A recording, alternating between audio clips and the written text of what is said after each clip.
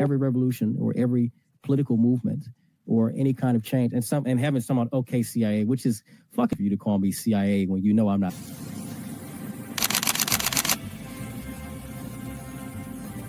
Everything was politicized. It was, oh, this is when we became the left versus the right. But both sides are trash. In COVID,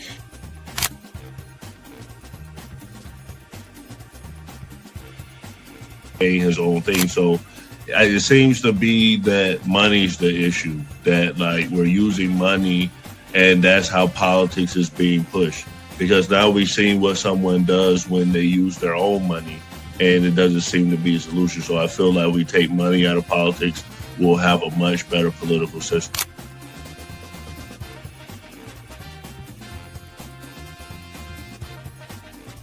Politician, you think they're gonna come out and tell me the truth? They was lying to my mama. They ain't gonna never tell us.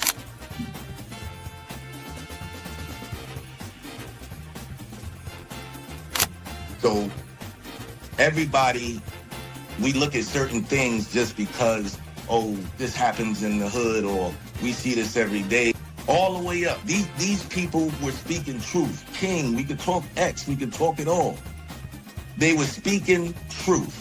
What's going on in anyone's mind, but let's take it as a given that Gray's argument is true, that the argument to not have ID is that it would be discriminatory versus certain socioeconomic brackets or something. It's like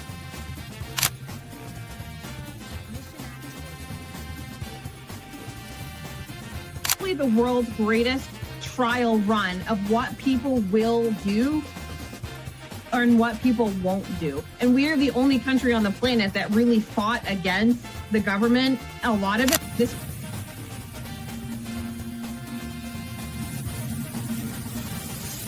because you focus on 80-20 issues.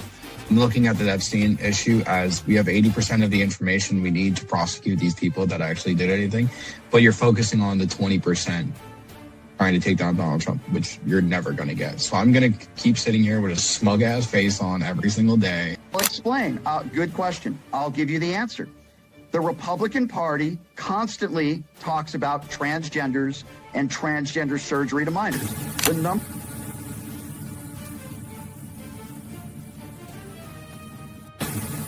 I'm mostly on the left ideologically, but I don't associate with the Democrats because they're not ideologically on the left. The Democrats are clowns, and they're also losers.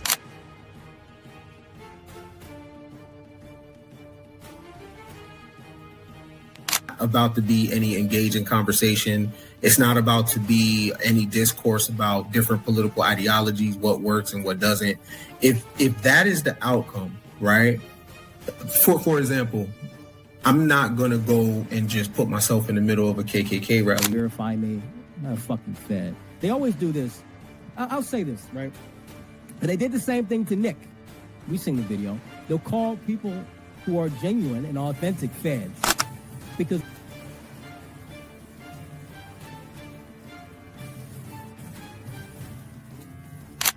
the interesting thing to me is that the ones that claim that they believe the Constitution are now trampling the Constitution. The ones that said they believed in the First Amendment, the freedom of speech, right, are now going against the freedom of leadership perspective. They don't have no plan. They don't ever talk about nothing positive about the Democrat Party. Everything is just anti-Trump. They're not willing to have a conversation. They call us fascists. We willing to have a conversation. Charlie Kirk's willing to have a conversation. The economy, but I think 20, 30, 40 years when these accounts mature. So you can access the account until you're 18 years old. And when you're 18, you could either access the account, help pay for a first car, home, college, or you could roll it into a retirement account. And then just based on current returns or historical returns, it could be $500,000. So it could be a great supplement to Social Security. Good morning and welcome to the new party. I'm Nora Christine and I'm the host of Weekend and Weekday Recap, bringing you the stories everyone's talking about and the ones they don't want you to hear. We're breaking down all the latest in politics, culture, and the moments that shape the headlines live at 6 a.m. every Monday and Friday morning. So grab your coffee, wake up your mind, and let's get into it only here on The New Party. Good morning, everyone. Today is Friday, January 30th, and I'm your host, Nora Christine. And this is The New Party, our weekday weekend recap. We are going to give you this week's recap in news. That first clip that you saw is regarding Nicki Minaj. Some folks are saying she's gone full MAGA. Some folks are saying she's now getting a gold bar. Let's break it down. So pretty much this week, guys, she appeared at a major Trump Treasury Department event this week, okay? And at said event, she definitely got everyone's attention. Let's watch this clip and see what she had to say when she was standing with the president. I don't know what to say, but I will say that I am probably the president's #1 fan. And that's not going to change. I don't know what to say, but I will say that so guys, as you can see, she said that she's President Trump's #1 fan, okay? So this is interesting that she says all of this just because many of her fans are upset with her. Many fans are disappointed in her. They're saying they don't understand how Nicki Minaj can go from Nicki Minaj and making the music she's making and now being with Trump. But this is what happened, guys. She was at a major Treasury Department event this week. And they were talking about the Trump accounts. As you guys may or may not know, this is a new program. It'll be a federal program that'll be offering investment accounts seeded with government funds for all children born between 2025 and 2028, part of Trump's economic agenda to help Americans, okay? At this event, as you can see, she called herself Trump's #1 fan. She embraced conservative support despite facing backlash online. Other celebrities are also calling her out. Ariana Grande said she's not talking to her. Billie Eilish said she's disappointed. So people are definitely putting pressure on her not to do this. Joe, thank you for watching. Joe said she had to kiss the ring. I don't know. But I definitely think that Nicki Minaj is doing this for some political play, what that might be. Just so you guys know, she also is currently engulfed in a beef with rapper Jay-Z. So maybe that could be it. Also, you know, just so you guys know, her brother is currently incarcerated for child molestation charges. Her husband is currently a registered ex-offender for allegedly, I don't know the details. Well, I guess he was convicted of it for raping a girl. I think he was like 19. The girl was like 16 at the time. She said he forced himself on her. I don't really know the details. I say allegedly because I don't know the details. You guys can look into that. So yeah, all of this. And then also what's interesting is Nicki Minaj admitted herself that she came here as a child, as an illegal or undocumented person. So it's interesting now that she's now being fully embraced by the Trump administration, especially when they're taking such a hard stance on illegal people. This is an interview between her and Alex Bruce Seconds. Side note, President. This guy that you see here, supposedly she got introduced to him by Amber Rose. As you guys may or may recall, Amber Rose took the main stage of the RNC. So Amber Rose has now taken credit and said that she introduced her to this guy here, and this guy here then connected her with the Trump administration. We'll watch a little bit of this. I'm not going to watch the whole thing, but let's hear what she had to say. Thank you. I was very scared. You look pretty good behind the seal, by the way. Thank you. I must admit, your competition, which really isn't competition, didn't really look good behind the seal when they were with Kamala Harris. Oh. Just saying. So, Nicki, look, everyone knows that you are the undisputed queen of rap, but what many people in this room might not know about you is who was Nicki before the fame? How did you grow up? Where did you grow up? What was the financial situation of your upbringing? Well, I grew up in Southside Jamaica, Queens, New York City. and one, woo, thank you. And you know, humble beginnings. And I would say that actually I came from a different country at about 5 years old and always wanted the American dream. I thought that when I came to the United States, I was gonna be like moving into like a castle and I was gonna be wearing big like poofy dresses and going out to like ballrooms. I don't know why I had that idea. But anyway, but so my parents both worked really hard and I guess you could say they were very motivating people, believed in me, but we really didn't have much. There were All right, guys. So I'm going to pause this real quick and I'll get back to her role in all of this. Guys, if you're watching, please hit the like button. Support your girl, support independent media. Hit that like button. I appreciate all your support. But pretty much where, she's not going to be necessarily a government official, but she's being called a high profile public supporter. So no official title or position is being given to her. Her most visible role was to endorse and publicize his Trump accounts savings initiative, okay, and to encourage donations and participation. Also, rumor is she got the Trump Gold Card. She posted that. She's being promoted as the Trump Gold Card is being promoted as a fast track residency pathway tied to significant financial contributions or investment programs. Minaj shared she received one and is finalizing citizen paperwork. Though this is her statement and not independently confirmed by official government communications, she already currently has her U.S. residency. So this card appears promotional rather than an official legal appointment. What's interesting to me, guys, is there's such a hard stance on illegal immigration. And let me be clear, I do not like illegal immigrants either, in the sense of we've seen under Joe Biden, the 4 years he was in office, the amount of rapes and unalivements by young women, the amount of lawlessness by the trade gangs. And so that was the reason why I believe Trump won. Immigration and the economy were the top two reasons I believe why Trump won.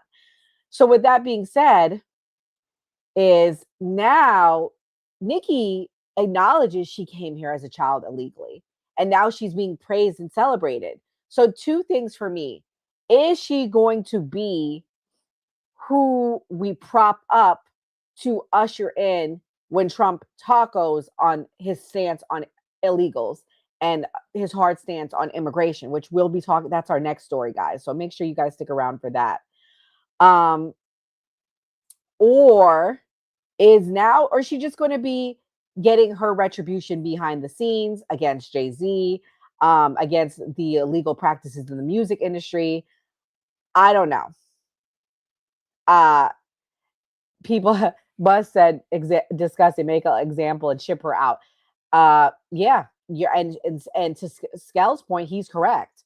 So I do think that this is kind of like interesting to me. Like, is that going to be what he uses her for? Because Trump is going to taco guys on illegals. Trump is not doing this mass deportation like he's claiming. The numbers just aren't there, guys. But I think the biggest reason to Trump's defense is the support's not there, right? He can't do mass deportation if the judges are not supporting him. He can't do mass deportation if, you have these people that are going out in the streets and interrupting the ICE's efforts and interrupting ICE and not getting support from local law enforcement. So that's the reality that we have to come to right now. Are we really going to see mass deportation? And what does that look like? This week has shown that may not be something that Americans are comfortable with. I mean, a few unalived bodies have popped up because they mess with the ICE, and this is the outcome, FAFO, right? I don't necessarily support it, but that's the reality. You can't go around kicking and attacking ICE agents and think nothing will happen to you. But anyways, this is, I digress. We're going to move along here, guys. Again, if you're watching, please hit the like button. And this is Morning Recap.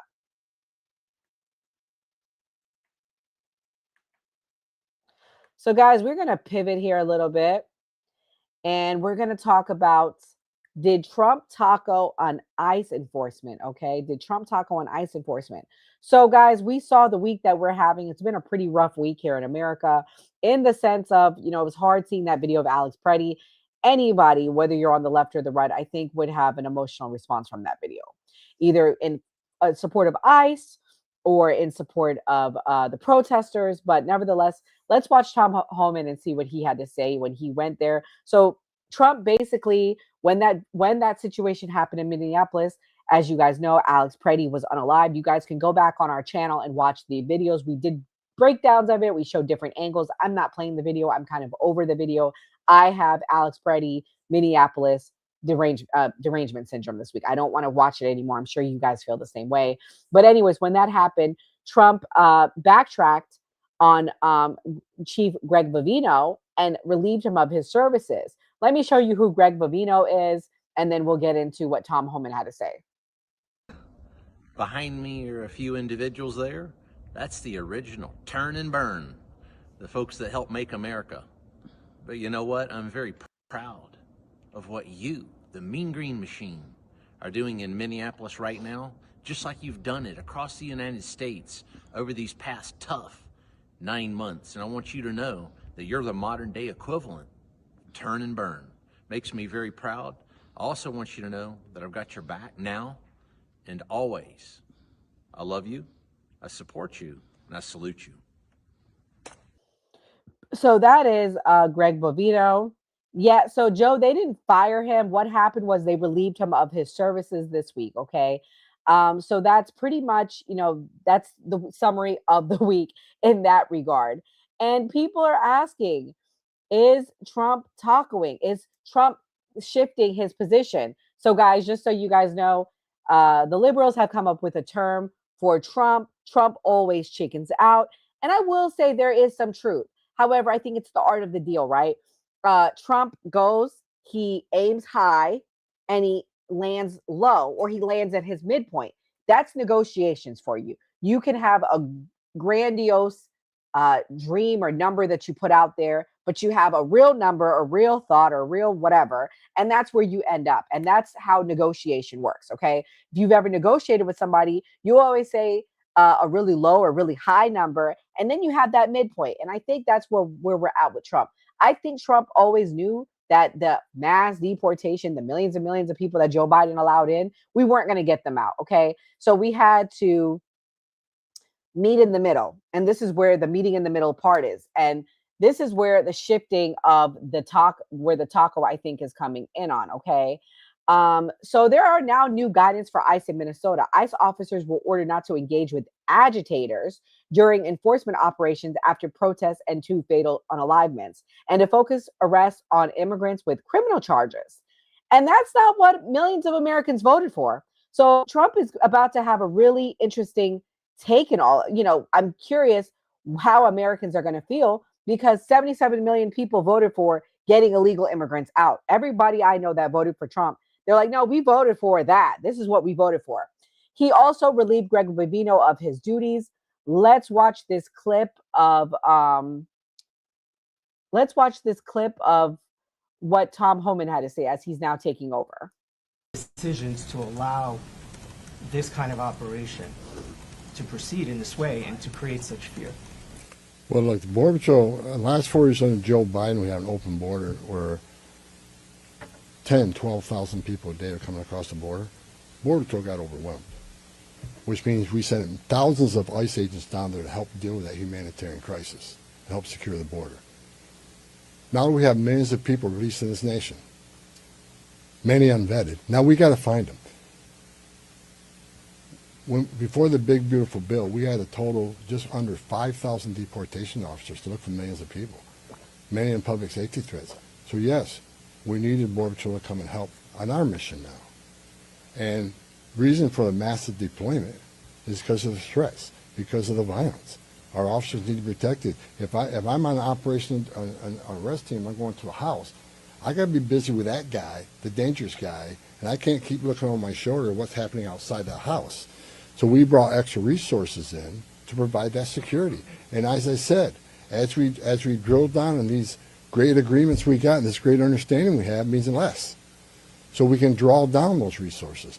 When the violence decreases, we can draw down those resources. But based on the discussions I've had with the governor and the AG, we can start drawing down those resources as far as those looking for public safety threats being released, and do it in the jail with much less people. So the drawdown is going to happen based on these agreements.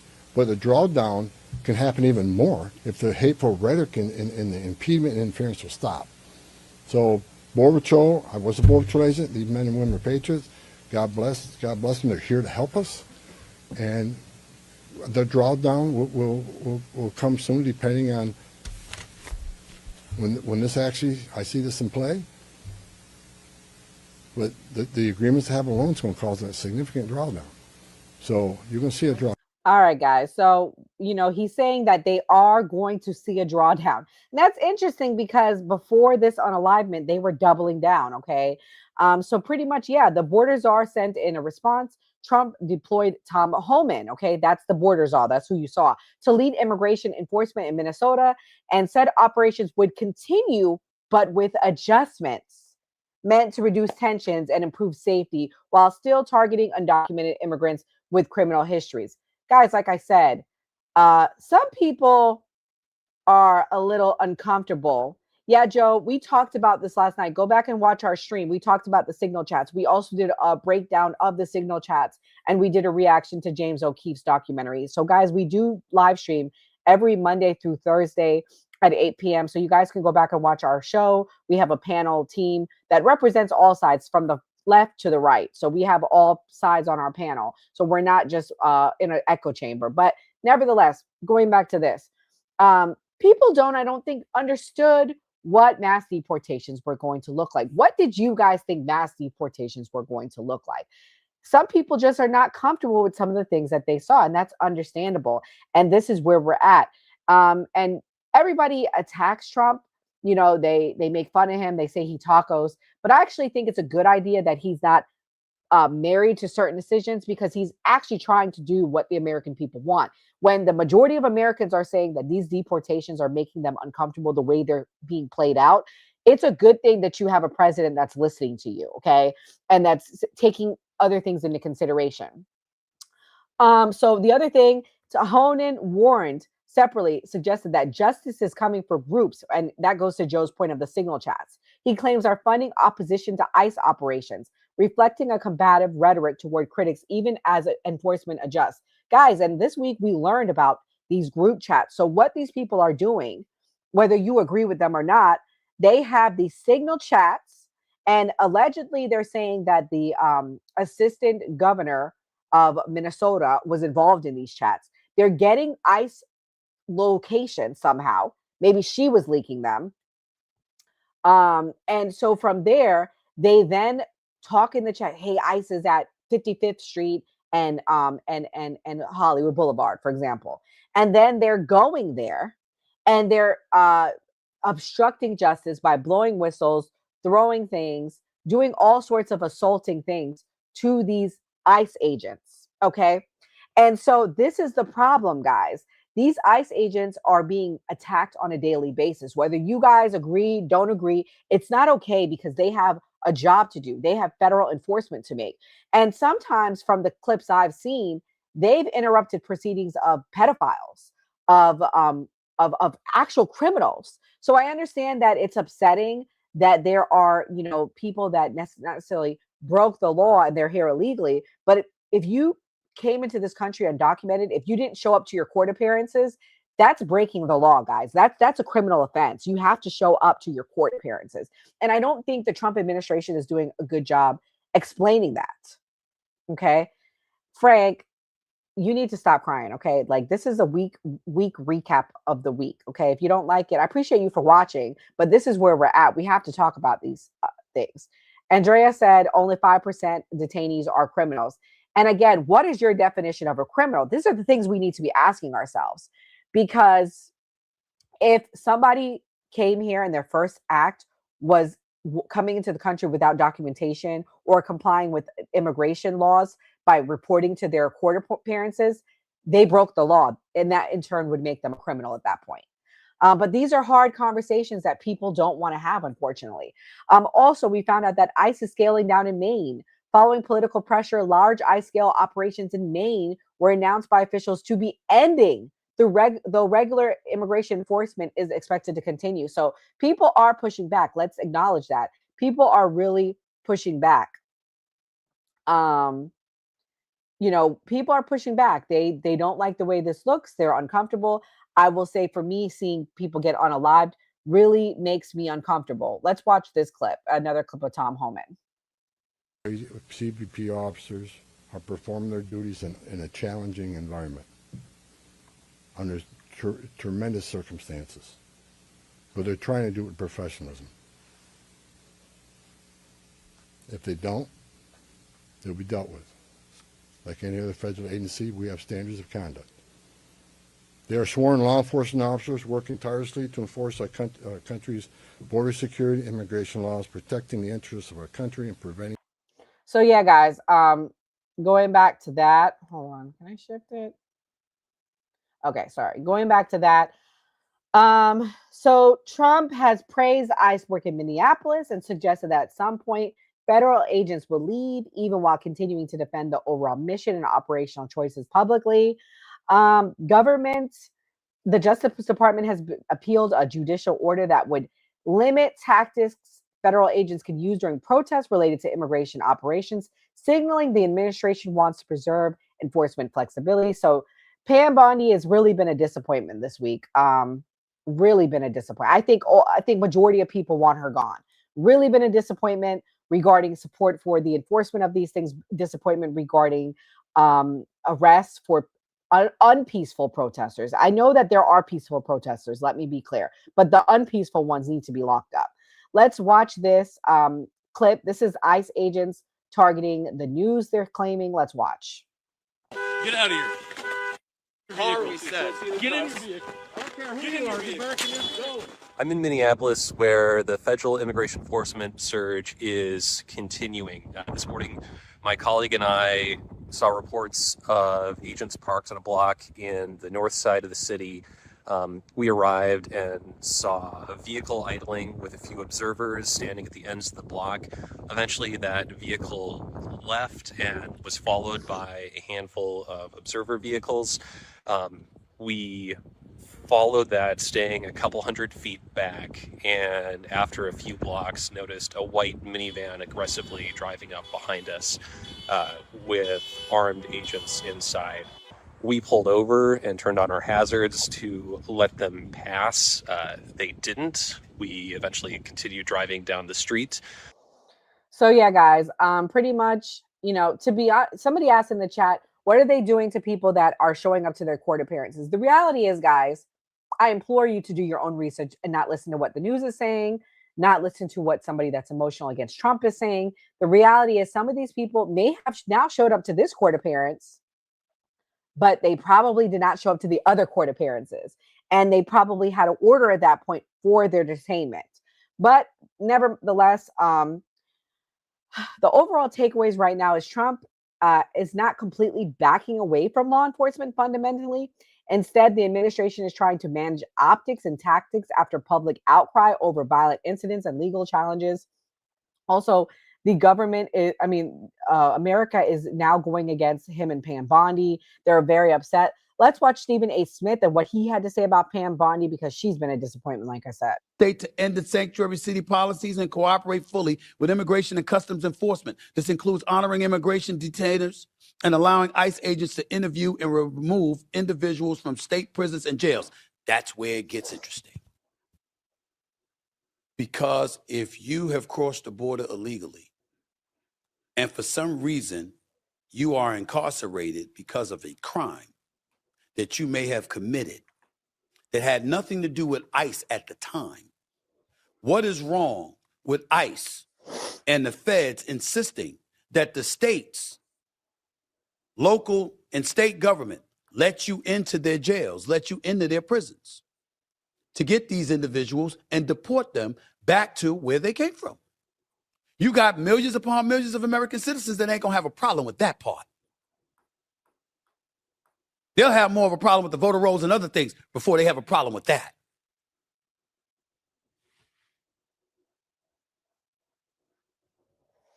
So yeah, I mean, that's a good point. What do you guys think about what he just said? That's very interesting. That's an interesting point right there. And I think that's what everybody is really arguing against with this whole thing. Is this really about ICE enforcement, or is this about a distraction for Tim Walz's prosecution and the amount of fraud in Minnesota done by citizens, done by the Somalians, done by the government officials? I mean, billions of dollars have been taken out of Minnesota. I can't wait for it to all come out and everyone to open their eyes. Billions, not millions, billions with a B. And that's really what it boils down to. What were these protests truly for? Immigration and ICE enforcement, or were they for something sinister as a distraction? You guys need to ask yourselves, what are you okay with? But anyways, let's switch gears here, guys. We're going to talk about the fact that they're saying that there are anti-ICE nationwide protests and a general strike coming, guys. Okay. If you guys are watching for the first time, you guys are watching my morning show. We do a weekday recap. Here we go. And so this is a bulletin board, guys, because they say these protests are coming to a city near you. Okay. They're actually scheduled for today.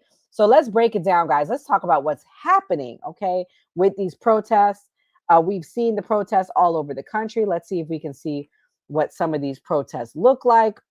They've been mainly in Minnesota. I think they've been mainly peaceful in other places, though. We've been pretty lucky with that. The violent ones are only in Minnesota. How coincidental, how convenient, right? So pretty much they're saying that they're going to happen all over. I want to show you guys some clips of some protests. Let's watch it together. Guys, if you're watching, please hit the like button, Make sure you're subscribing to our channel. Hit that notification bell too, so you know when we go live. This protest, they're saying that this is in Denver, guys, okay? Let me mute this. They're saying that this is in Denver. So yeah, let's talk about these protests while we see this.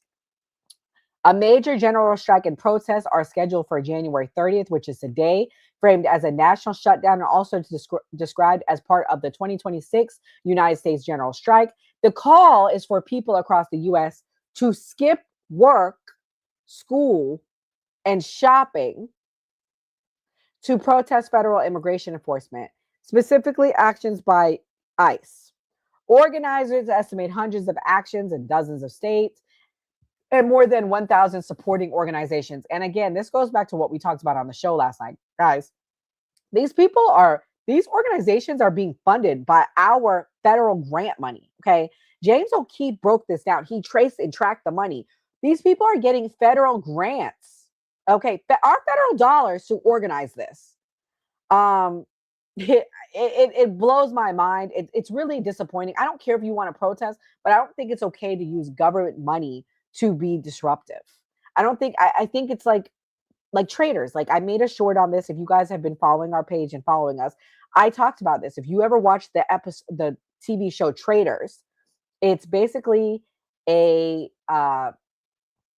reality show, and there's a group of cast, and 3 people are secretly chosen to be traitors, and the rest of people in the cast are faithfuls, and they are working against the team and doing disruptive things because they're traitors. We have these traitors within our country, and that is what's happening. Again, I don't mind you protesting, but when you're being disruptive, that's a problem. But let's hear about what they're doing now.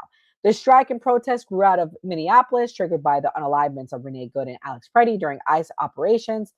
Activists demand defunding or abolition of ICE, legal accountability for federal agents involved in civilian deaths, ending aggressive immigration enforcement practices, some broader calls for accountability from the Department of Homeland Services. And guys, also, when you talk to some of these people, they will tell you they don't want any ICE, they don't want any immigration enforcement. Most of them will tell you that. Some will say, oh, we don't want to get undocumented people out because they're not criminals. Some will, they all have their own different definition of it. But the reality is they don't want ICE to exist at all. Okay. That is pretty much the bottom line. They don't want ICE to exist at all. Okay, well, good. You can block us. No. You sound like a bobo brain. Anyways. So some local businesses, restaurants, and cafes are closing in solidarity instead of regular operations on strike day, absorbing economic costs to show political support. Support varies regionally in areas like the Bay Area and Utah communities. Demonstrations and public closures are part of coordinated actions. Protests and boycott actions around boycott planning illustrate the economic dimension of the push, not just rallies. So basically, they're trying to stop the economy. They're trying to block the economy all over ICE. Okay, and again, you have that right. I actually don't mind this. Don't show up to work. Don't make your money. Sit down and do nothing. You know, that's their right. I actually prefer this than you burning down the cities. I prefer this than you rioting. Strike said, I'm in Europe and wish we had ICE. Maybe we can afford an apartment again. And you know what, Strike? You bring up a very good point. I want to show you guys what the vice president said. This is what the vice president had to say. He actually talked about this. He talked about, he mentioned this. Let's see what you bring up the point of what he said. And he had to say. Guys, if you're watching, please hit the like button. Thank you for subscribing. Let's watch what Vice President J.D. Vance had to say. Because we're starting to get those illegal aliens out of the United States of America, those criminals, those gang members, those people who are taking homes that ought by right go to the people in this room and your children and your grandchildren. It's simple economics. If you have fewer people, fewer illegal aliens trying to buy homes, that means American citizens are going to finally be able to afford a home again. It's very, very simple economics. Because so pretty much he's drawing the connection. He's saying when we get the illegal aliens out, we have more supply of homes. I don't know how true that is, but if he says it, then it must be true. It makes sense. I mean, I do know that the amount of resources we've spent on undocumented people is high. If they don't have documentation, they can't get insurance through an employer, then we have to absorb those costs when they're sick. When their children start school, we absorb those costs and they're not paying taxes because they don't have documentation to pay taxes. So yeah, I mean, pretty much it's an uncomfortable conversation, guys. I know you guys are upset. You know, half the chat is saying no protest, half the chat is saying protest everything, protest Trump, protest everything. And then you have people in the chat saying all Americans are illegal. This is stolen land. Anyways, go into the next category this morning. We're going to end the morning. I'm sure the people that hate Trump is going to love this one. Melania movie premiere, guys. We're going to talk about the Melania movie premiere. What did that look like? Is Melania going to be a flop? Let me share my screen while I read the story to you guys. If you're watching, please hit the like button. Thank you for hanging out with me this morning. You like me, you hate me, I appreciate it either way. And together. Wait, guys, I'm gonna mute this. We're gonna just let this play in the background. So pretty much, Melania movie premiered this week. Okay, there's a lot of mixed things about Melania's movie premiere. It's interesting the amount of money that went into it. We're gonna break it down this morning. So Melania is a documentary feature film about First Lady Melania Trump. It really focuses on the 20 days leading up to the 2025 presidential inauguration and aspects of her personal and of her public and private life. It was produced by Amazon MGM Studios, directed by Brett Ratner, making his return to feature filmmaking after a long absence due to past misconduct allegations. Okay, wow, that's interesting.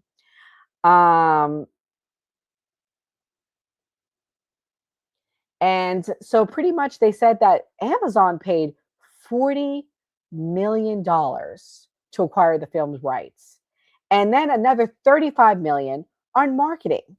The total spending for this has been $75 million. They said this is a really high number for documentaries.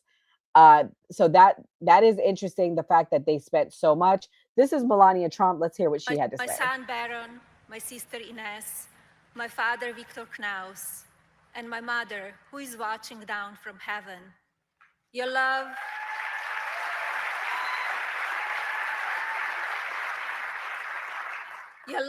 is the powerful force that propels me forward. Amazon's team has been inspired from day one. My son Baron, my sister Ines, my father Victor Knaus, and my mother, who is watching down from heaven. All right. So pretty much, that was her giving her speech.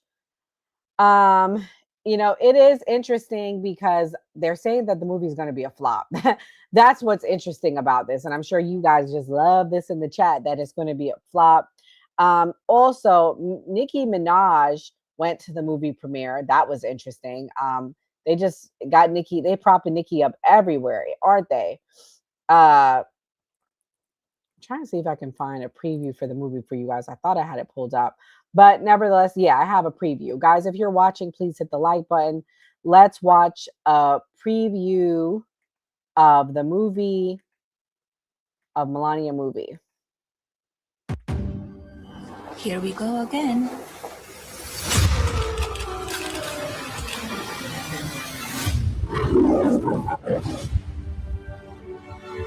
You can come in. Good morning. My proudest legacy will be that of peacemaker. Peacemaker under the fire.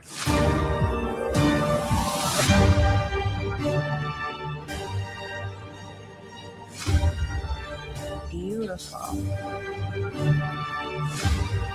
Together with like-minded leaders, we have a voice. Is it safe? It is safe.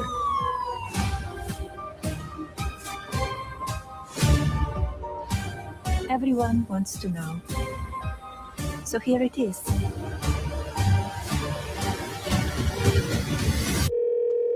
Hi, Mr. President. Congratulations. Did you watch it? I did not. Yeah, I will see it on the news.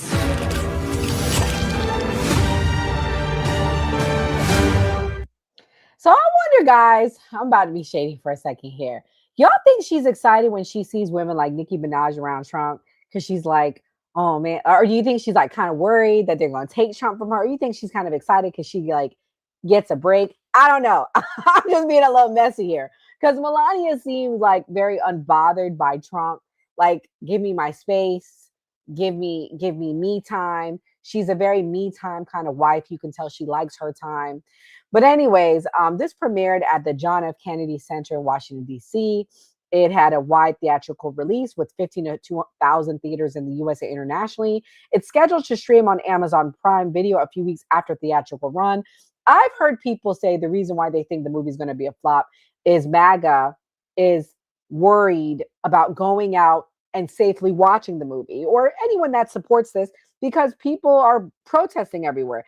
Who's to say you're going to go to a movie and some people come out and start protesting in the movie theater? I mean, they're protesting in churches. Why will they not bring the protest to a movie theater? I actually would prefer you protest in a movie than you go protest in a church, but that's another discussion. So yeah, they're saying that industry insiders and cinema chains described UK ticket sales as soft, with some screenings only selling a handful of movies. US box office projections vary, but many tracking sources expect low totals, around a few $1 million of opening weekend at best. One UK report indicated only one ticket sold across 100 plus cinemas during opening, highlighting the commercial struggle outside the US. Jeez. Box Office Pro and Variety estimates range roughly 2 million to 5 million, guys. 2 million to 5 million. That's all they're saying that this movie is going to make. Like I said, Nicki Minaj was at the premiere. This is what she wore. The premiere, I believe, was last night. Yeah, this is not looking too good, guys. Like, they're saying that this movie is not going to be good. Let's run this. I'm just going to run this while I read the rest about the movie. Another forecast specifically predicted about $3 million in its first frame in North America. Wired found only a couple of sold out showings among thousands of screen times, mostly discounted daytime matinees, suggesting fragmented demand. Reports of theaters with very low or zero tickets sold for many showings are circulated widely. Reviews so far are limited. Many critics haven't screened it yet, but some social and online reactions label the documentary as tedious or overly staged. Meta commentary from media figures has been mocking rather than celebratory, including jokes about empty seats. Some crew members and behind-the-scenes reports describe chaotic production conditions and internal dissatisfaction.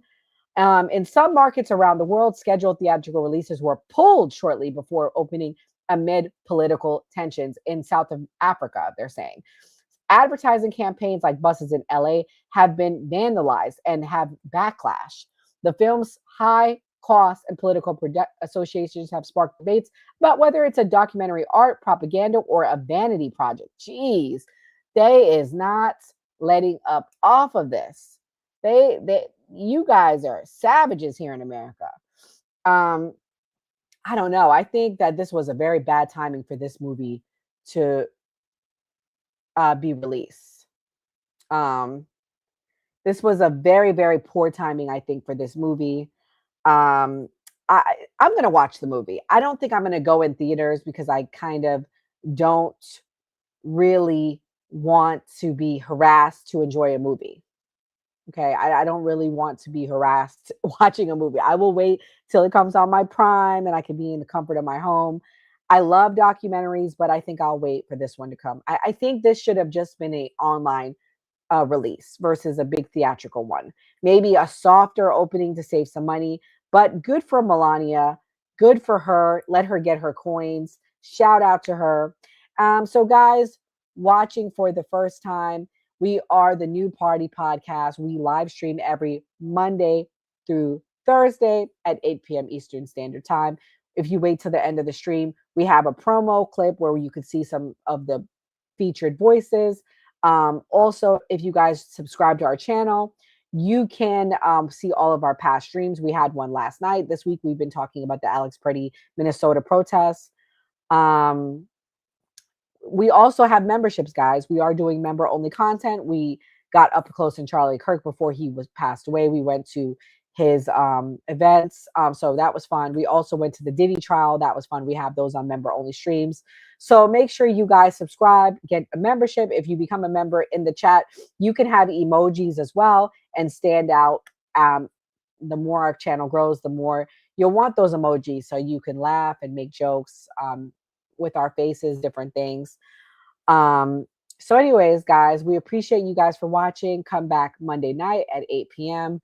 God bless. Good. Actually, come back Monday morning at 6 a.m. I will be back on at 6 a.m. We will be having a weekend recap.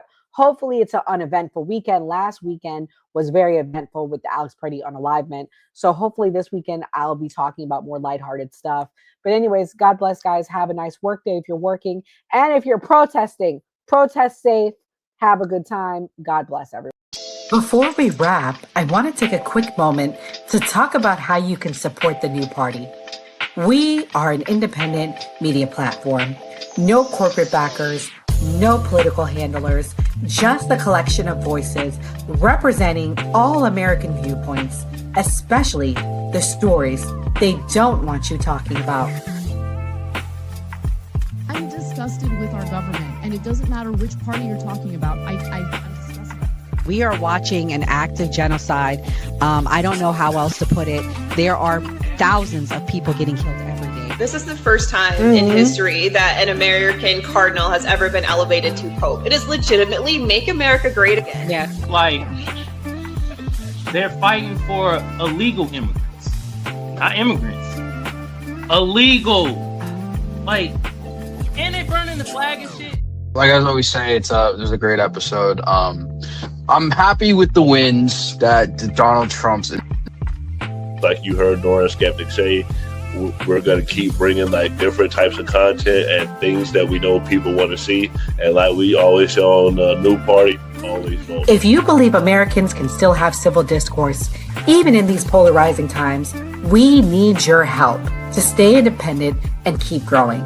You can support us by donating to our GoFundMe page, becoming a channel member, sending a super chat, or grabbing merch from the New Party store.